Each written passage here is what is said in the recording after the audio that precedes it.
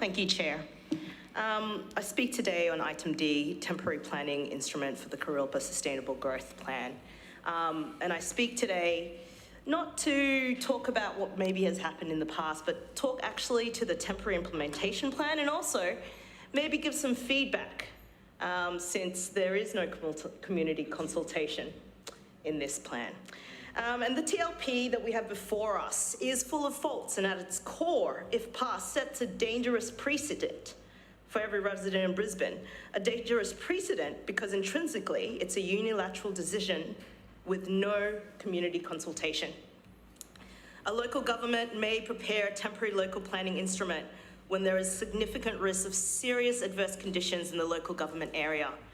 And the delay in not using a TLP would increase the risk. But this rushed, unplanned use of the TLPI will leave our communities today, in Kurilpa, but also in the future citywide, susceptible to more risk, culturally, environmentally, and socially, because there hasn't been proper planning in this TLPI. I'm going to start with the Kurilpa Precinct, which is predominantly over a floodplain. Last week, we heard the Lord Mayor say that Brisbane is 60% of a floodplain and that we have to build on floodplains, that the Lord Mayor clearly treats every floodplain as the same, but they aren't.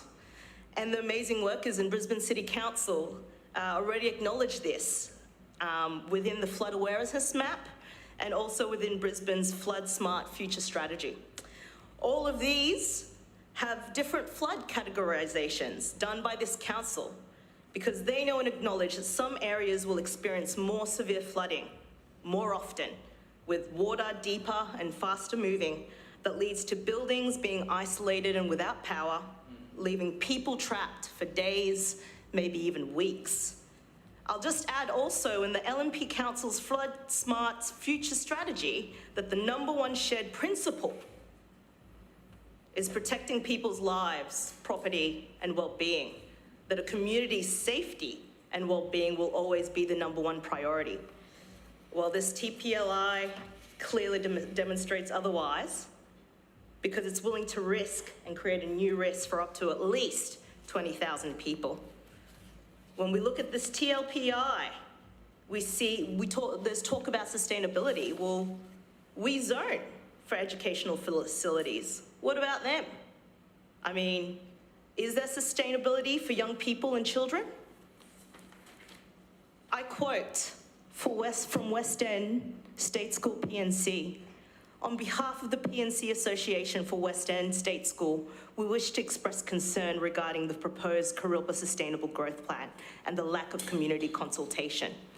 As a community group, we have significant reservations about the rapid influx of population this proposal will create for the school catchment, and thus the strain it would place on enrolments.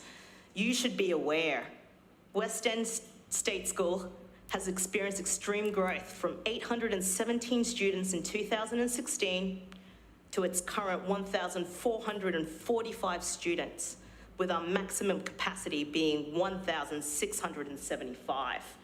On the current trajectory, this will occur in 2026, after which point we would need to add more buildings, which our footprint cannot manage. In addition, the Kurilpa Sustainable Growth Plan will load many more families into the area, and we will not have the facilities to educate their children. As a result, the plan appears to be, in fact, the opposite of sustainable. I've got more here from Brisbane State High School, if you're interested, but are you interested in consultation? What about sustainable growth in public spaces? And this includes green spaces. The council's policy for providing green space is 0.55 to 1.2 hectares per 1,000 people in new developments. 10,000 new homes, on average 2 more people per home. Point of order, Mr. Chair. Point of order to you, Deputy. Will Councillor Massey take a question? No. That's a no. On average 2 people per home, that means 20,000 people in new developments. Deputy Mayor, please. 11 hectares of new green space. No, not in this Kurilpa Sustainable Growth Plan. There is only a provision currently within it, which isn't even confirmed, of 3.54 hectares of new green space. This, of course, excludes a new 0.228 hectare park that's listed in it, that's pretty close to my office and pretty far away from the precinct itself.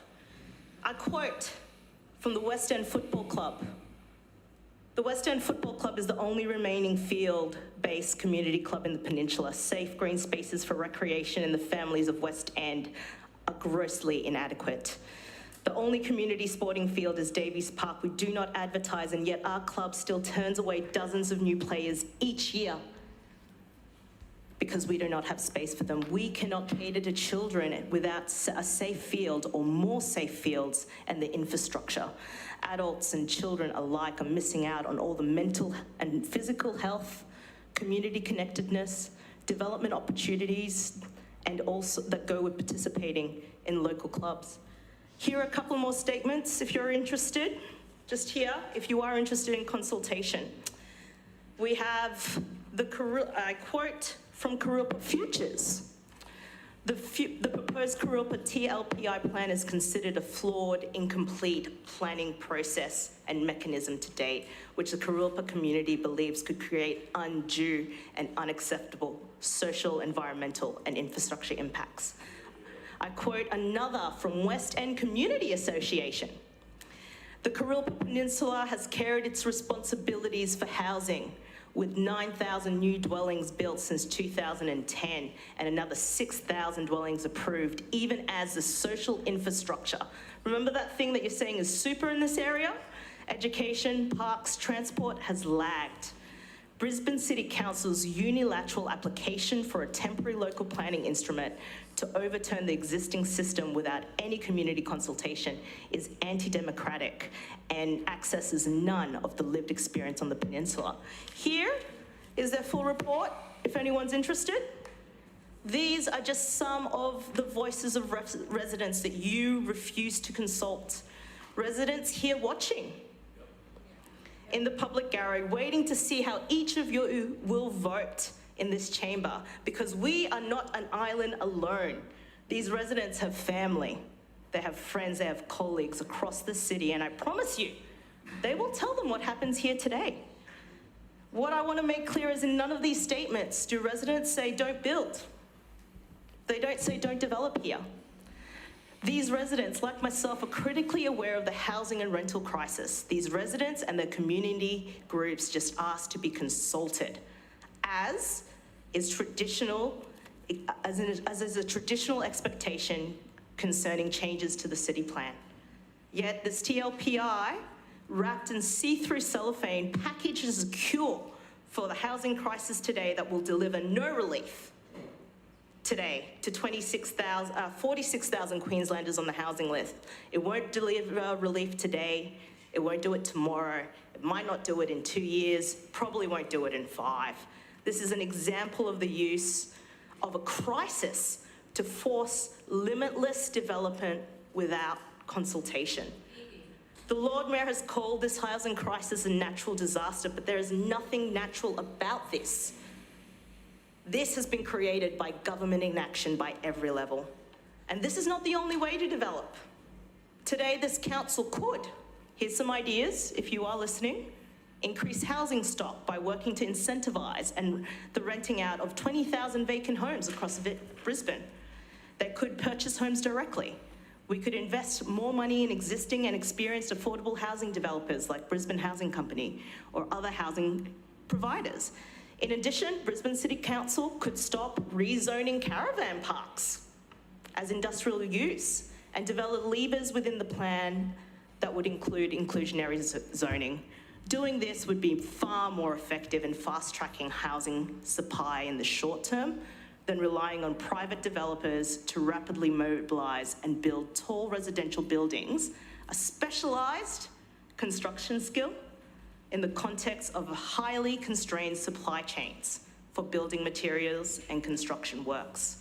We can use more sustainable development principles and create thriving communities that are mixed density and they're distributed through the city where people are safe. This application for a temporary local planning instrument is an abuse of power and doesn't effectively address any risk, and I compel all councillors in this chamber to vote no. Thank you. Further speakers? Further speakers? Councillor Johnston. Yes. Thank you. I rise to